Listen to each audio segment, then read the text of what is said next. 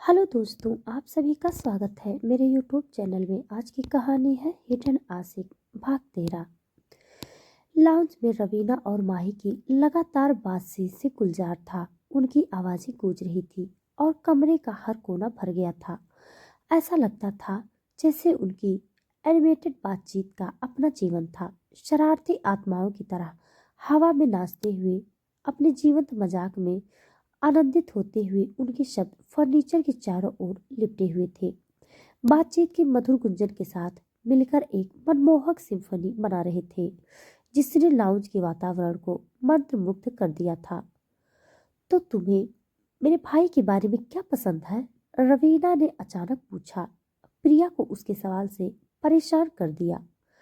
चलो हमें बताओ, रवीना उत्सुकता से कहती रही।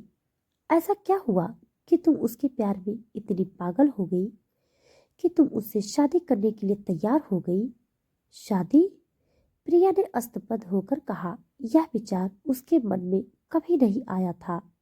हाँ, शादी, रवीना ने उत्साह से चमकते हुए पुष्टि की। जब विराज ने हमें बताया कि वह शादी करना चाहता है तो हम पूरी तरह से आश्चर्यचकित रह गए। यह विश्वास करना कठिन है कि प्ले बॉय विराज घर बसाना चाहेगा। मैं मुझे नहीं पता। क्या? प्रिया की आवाज में चिंता से कांप रही थी। उसका मन आशंका से भर गया था। शादी करने के विचार से उसे अचानक अभिभूत कर दिया।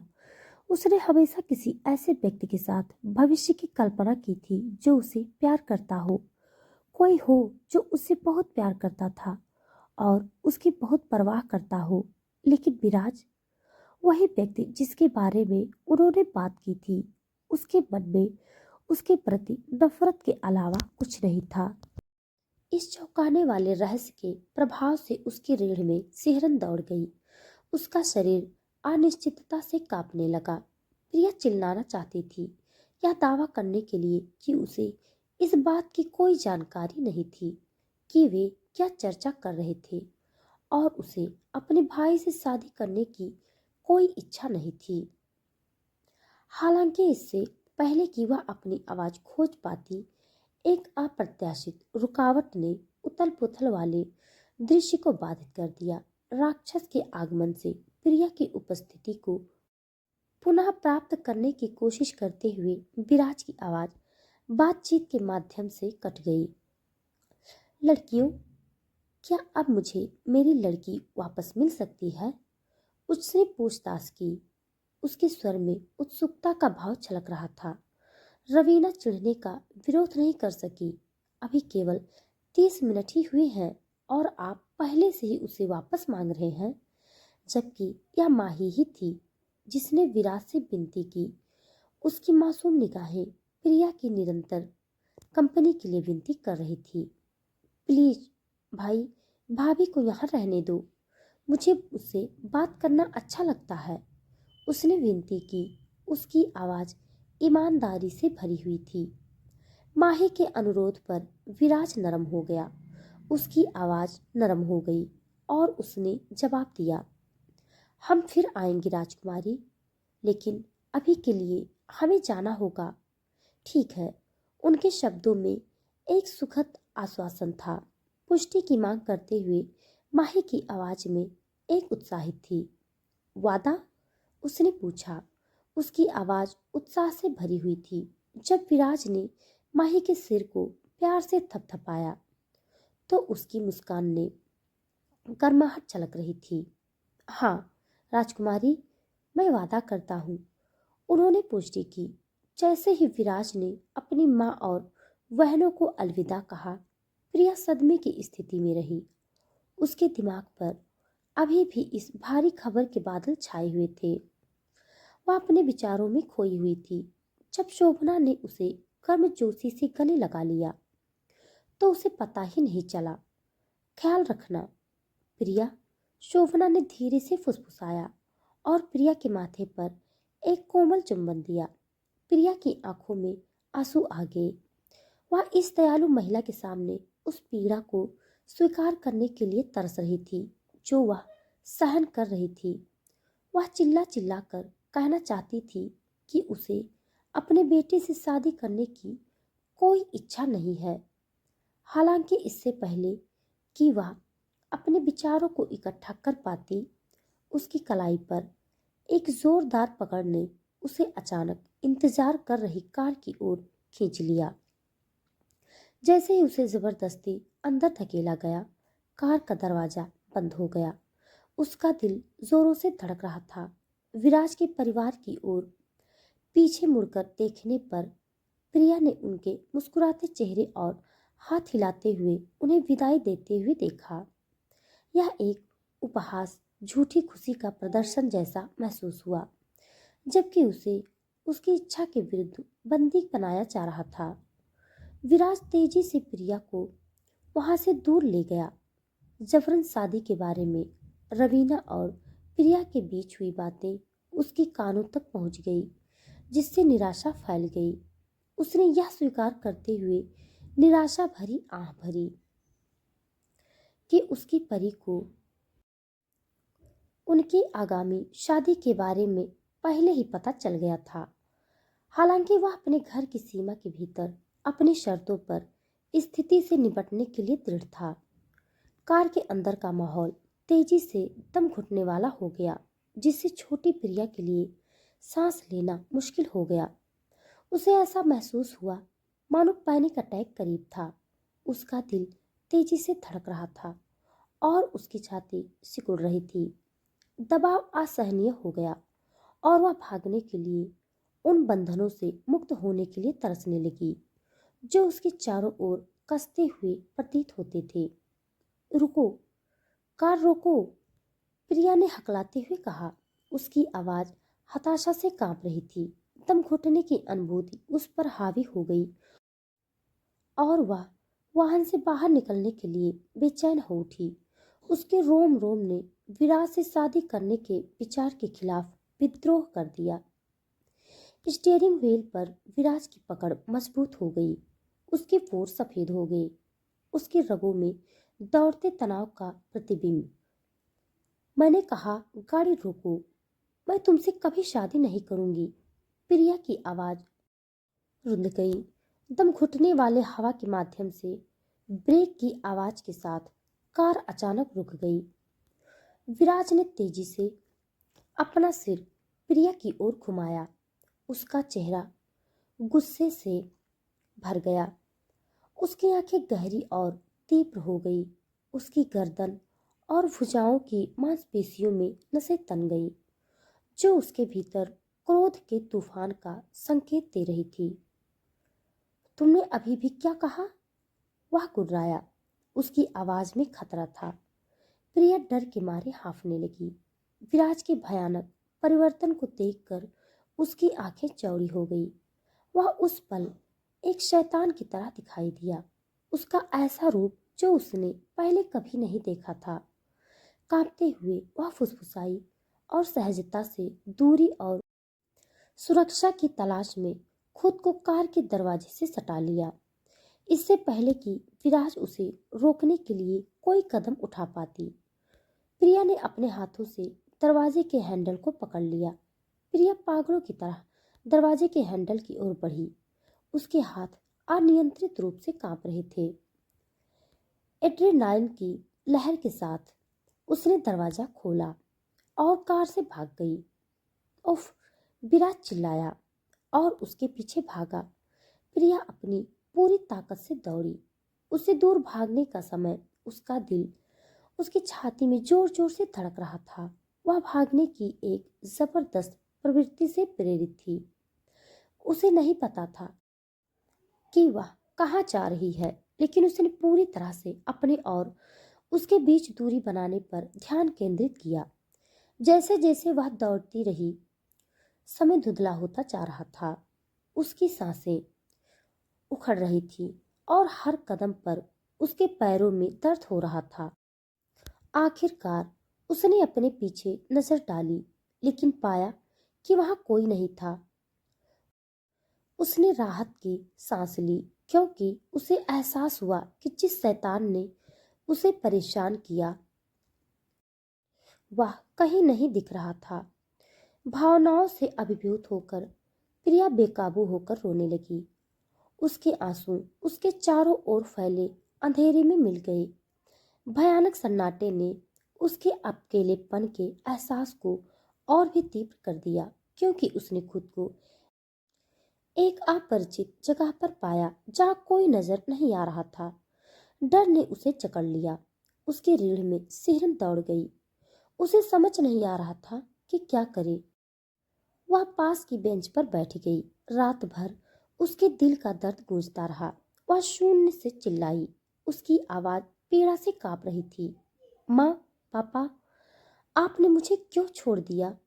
उसकी हताश याचना हवा में फैल गई। उस परिवार के लिए एक भयावह विलाप जिसे वह वीरानी के क्षण उस क्षण में चाहती थी। दूसरी ओर विराज का दिल चिंता से धड़क रहा था, क्योंकि वह अपनी नन्ही परी को बेसब्री से खोज रहा था।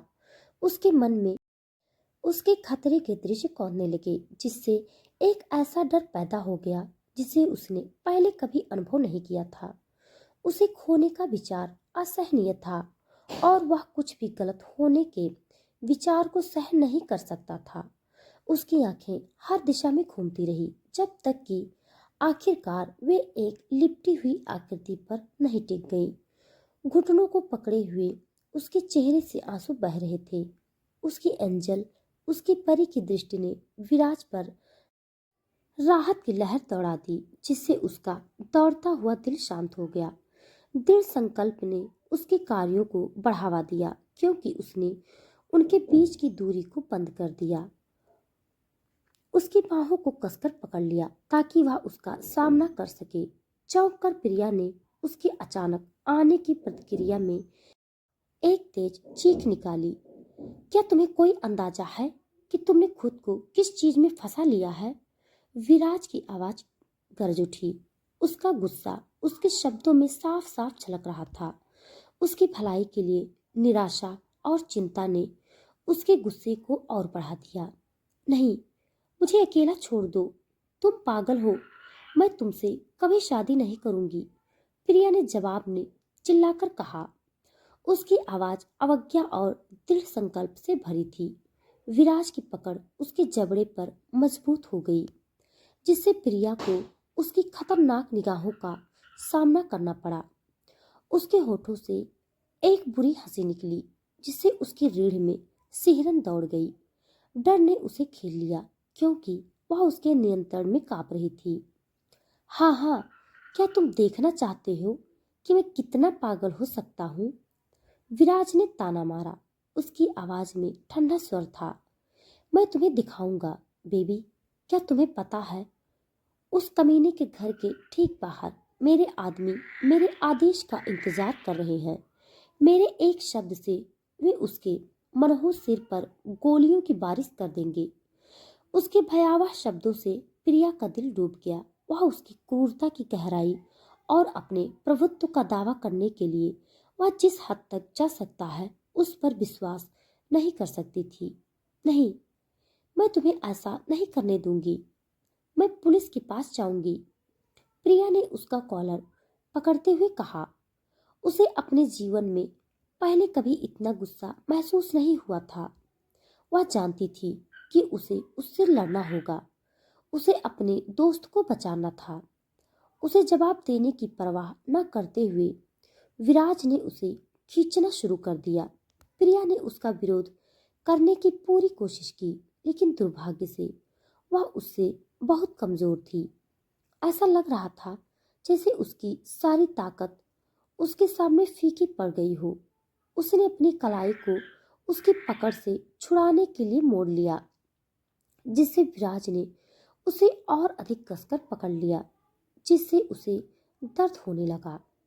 उसने अपनी एड़ियां जमीन में दबा दी ताकि वह उसे घसीटना बंद कर दे, लेकिन केवल एक झटके में उसने विराज की कठोर छाती पर प्रहार किया। मुझे जाने दो, वह अपने खाली हाथ से उसकी छाती पर मुक्के मारते हुए चिल्लाई। उसके लगातार प्रतिरोध ने आग में और घी डाल दिया। विराज, जो पहले से ही गुस्से में था, इतना पागल हो गया कि उसने उसकी कमर पकड़ ली और उसे अपने कंधे पर फेंक दिया और उसे वापस कार में ले गया। लेकिन जिद्दी होने के कारण उसके बच्चे ने लड़ना नहीं छोड़ा। प्रिया ने उसकी पीठ पर मुक्का मारा और अपने पैरों से उसे मारने की कोशिश की, फिर भी उसके सभी संघर्ष व्यर्थ थे। जल्द ही प्रिया ने खुद को जबरदस्ती कार के अंदर ढकेला हुआ पाया। उसकी हरकतें प्रतिबंधित हो गई क्योंकि विराज ने तेजी से चाइल्ड लॉक लगा दिया, जिससे वह कार में फंस गई। वह बिना समय बर्बाद किए ड्राइवर की सीट की ओर भागा और जब वह दरवाजे के हैंडल को जोर से खींचने लगी तो वह भागने की कोशिश करने लगी। उसे एहसास हुआ कि दरवाजा नहीं खुलेगा। वह चिल्लाई, दरवाजा खोलो, मैं तुमसे कभी शादी नहीं करूंगी। और बकवास इतनी वास्तव में उसके अंदर शैतान को उकसाया। उसके गुस्से का सामना करने के बाद विराज ने उसकी कलाई पकड़ ली और उसे अपनी गोद में खींच लिया। प्रिया ने खुद को उससे छूटने की बहुत कोशिश की। मुझे जाने दो पागल आदमी, वह गुस्से से जोर से चिल्लाई। उससे मुक्त होने की इच्छा इतनी प्रबल थी कि वह न जाने क्या कर रही थी कि शैतान को भड़काती रही। तुम्हें मुझे उकसाना पसंद है? अब देखो, तुम इसे अपने ऊपर ले आओ। यह कहते हुए विराज ने जबरदस्ती उसे अपने पास बिठाया और उसका चेहरा उसकी गर्दन में ढकेल दिया।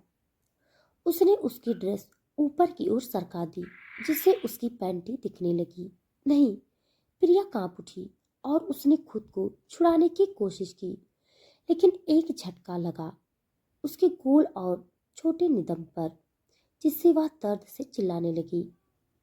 मैंने तुम्हें एक अच्छी लड़की बनने की चेतावनी दी थी, लेकिन बकवास, तुम मुझसे दूर भाग गई। उसने फुसफुसाया और फिर से उसके नितंब पर थप्पड़ मारा। मैं तुम्हें कभी जाने नहीं दूंगा, क्या तुम समझी? विराज गुर्राया और उसे फिर से पीटा। विराज की छाती पर हाथ रखकर प्रिया ने केवल रोना ही चाहा। इससे पहले कभी किसी ने उसे शारीरिक रूप से नहीं पीटा। उसके माता पिता ने कभी उस पर हाथ नहीं उठाया, उसे एक राजकुमारी की तरह माना। कोकिला और लिली ने उसे लगातार मानसिक पीड़ा दी थी, लेकिन शारीरिक आक्रामकता कभी भी उनके प्रदर्शन का हिस्सा नहीं थी। हालांकि इस समय प्रिया ने पाया कि उसे पीटा जा रहा है। उसका शरीर जोरदार प्रहारों से झुलस रहा था, जैसे कि वह एक आज्ञाकारी बच्ची हो जिसे उसके गलत कर्मों के लिए डांटा जा रहा हो। उसे जो दर्द महसूस हुआ, शारीरिक और भावनात्मक दोनों, वह उसके भीतर गहराई तक चुभ गया, जिससे वह असुरक्षित और अपमानित महसूस करने लगी। प्रिया की चीखें सुनकर और उसके समर्पण को महसूस करते हुए विराज ने अचानक पिटाई रोक दी। प्रिया ने उसकी शर्ट को कसकर पकड़ लिया, अपने आंसू बहाए, जैसे कि भीतर से पीड़ा को दूर कर रही हो। उसकी निराशा के बोझ ने उसे निगल लिया और उसकी सिसकियां हवा में गूंजने लगी, जो उसकी टूटी हुई आत्मा को व्यक्त कर रही थी। वह इतनी व्यथित दिखाई दे रही थी कि विराज के दिल में पश्चाताप की एक वेदना झलक गई, जिससे उसके कार्यों पर प्रश्न चिन्ह लग गया। हालांकि उसने खुद को यह समझाकर अपने कार्यों को उचित ठहराया कि उसकी लड़की जिद्दी थी। उसके मन में उसे अपने भावी पति की आज्ञाकारिता के महत्व को सीखने की जरूरत थी। वह अपने बेबी को एक बिगड़ैल बच्चे की तरह व्यवहार करने की अनुमति नहीं दे सकता था। आखिरकार वह उसकी अच्छी लड़की थी। उसके रोने और सिसकने को देखकर विराज ने उसे शांत कराने की कोशिश की। धीरे धीरे उसने उस क्षेत्र की मालिश करना शुरू कर दिया जहां उसने पिटाई की थी, इस उम्मीद से कि उसके कारण होने वाला दर्द कम हो जाए। तुम समझते क्यों नहीं बेबी? यही वह जगह है जहां तुम्हें हमेशा रहना है, ठीक मेरी बाहों में, वह प्यार से बोला। और उसके गालों को थपथपाया। यह दर्द हो रहा है। प्रिया ने विराज के सीने में लिपटते हुए फुसफुसाया। यह चला जाएगा। विराज ने उसके कान में फुसफुसाया। उसकी गर्म सांसों से वह कांप उठी, जिससे उसके पेट में झुनझुनी सी होने लगी। प्रिया को नहीं पता था कि उसे उसकी बाहों में आराम क्यों मिल रहा था। उसका आलिंगन इतना गर्म और आरामदायक था कि वह केवल सोना चाहती थी। उसकी आंखें झुकी हुई देखकर विराज ने धीरे से बुदबुदाया, हाँ बेबी, सो जाओ। अभी भी उसके लाल नितंबों को सहला रहा था। कुछ मिनटों के बाद विराज ने सुखदायक शब्दों और रगड़ के कारण प्रिया गहरी नींद में सो गई। जैसे ही उसने उसकी शांत नींद को देखा, वह सुरक्षित रूप से उसकी बाहों में समा गई। विराज का तनावपूर्ण रवैया नरम हो गया। आखिरकार उसका बच्चा शांत हो गया। उसके होठों पर एक हल्की सी हंसी निकल गई। जब उसकी उग्र भावना को याद करते हुए उसके होठों से हल्की सी हंसी निकल गई, उस क्षण वह उसके दृढ़ संकल्प और उसे चुनौती देते समय उसके मनमोहक आकर्षण की प्रशंसा किए बिना नहीं रह सका। उसने उसके होठों को चूमा और उसे बाजू की सीट पर बिठा दिया। उसने उसकी ड्रेस को नीचे की ओर खींचा, जिससे उसकी गोरी गोरी जांघें और प्यारी पैंटी दिखाई दे रही थी। वह उसकी पैंटी उतारना चाहता था और उसके साथ कुछ करना चाहता था। उसकी वह अपनी कार में उसको खाना चाहता था, लेकिन वह ऐसा करने में सक्षम नहीं था। वह उसे और डराना नहीं चाहता था। उसने कार को स्टार्ट किया और घर के रास्ते की तरफ मुड़ा। अपने अपार्टमेंट में पहुंचने पर उसने कुशलता से कार को पार्किंग स्थल में घुमाया और सो रही प्रिया को सावधानी से उठाया और उसे प्यार से अपने गले लगा लिया। एक अप्रत्याशित क्षण में जैसे ही प्रिया ने सांत्वना की तलाश की, उसे उसकी गर्दन पर अपना हाथ रख लिया, जिससे उसकी पैंट में कठोर उभार की उपस्थिति के कारण विराज को एक अनैच्छिक घबराहट महसूस हुई। विराज ने धीरे से अपनी सोई हुई सुंदरता को अपने कमरे में नरम बिस्तर पर लिटा दिया। जब उसने उसकी शांतिपूर्ण अभिव्यक्ति देखी, तो वह भावनाओं का मिश्रण महसूस किए बिना नहीं रह सका। वह उसे अपने कमरे में ले आया, क्योंकि उसके विचारों में एक डर बना हुआ था, जो उसे इस संभावना की याद दिला रहा था कि उसकी जिद्दी लड़की कुछ लापरवाह कोशिश कर सकती है या फिर से भागने का प्रयास कर सकती है। अपनी परस्पर विरोधी भावनाओं के बावजूद विराज उसे अपने पास रखने की जबरदस्त इच्छा से इनकार नहीं कर सका। उसने निर्णय कर लिया कि उस समय से प्रिया उसके कमरे में सुरक्षित रूप से उसकी बाहों में सोएगी। वॉशरूम में जाने से पहले उसने कोमलता से उसे आरामदायक रजाई के नीचे छिपा दिया और उसके होठों पर एक नरम चुंबन दिया। विश्राम की आवश्यकता ने उसके ठंडे स्नान में सांत्वना खोजने के लिए प्रेरित किया। जैसे ही उसने अंदर कदम रखा, उसके विचारों में डर घर कर गया। उसे इस संभावना की याद दिला दी कि उसकी जिद्दी लड़की कुछ लापरवाह कोशिश कर सकती है या फिर से भागने का प्रयास कर सकती है। वह फ्रेश होने के लिए चला गया। जैसे ही उसने पानी में कदम रखा, उसके सुंदर पैरों और मनमोहक अंडरवियर के विचार उसके दिमाग में घूमने लगे, जिससे उसकी कमर के नीचे हलचल मच गई। तो दोस्तों, आज के लिए बस इतना। इसके आगे का भाग जानने के लिए आप सब मेरे साथ बने रहिए। हमारी कहानी आप सबको कैसी लग रही है, कमेंट बॉक्स में जरूर बताइएगा। तब तक के लिए धन्यवाद।